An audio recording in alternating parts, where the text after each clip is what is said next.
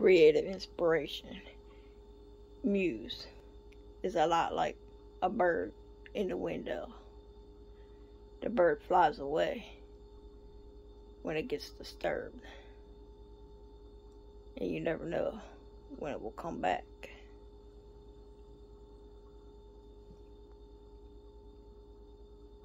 Creative inspiration is a lot like a bird in the window, watched by the cat, and then the bird comes back.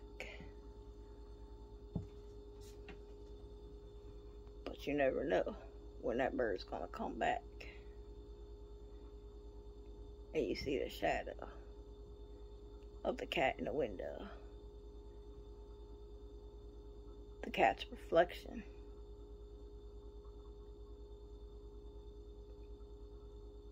Staring at the bird in the window. The birds are your inspiration. The artistic muse. Your inspiration. They come and go.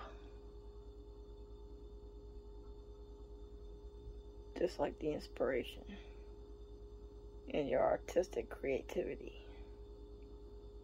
It's all relative, like relativity. The theory of relativity.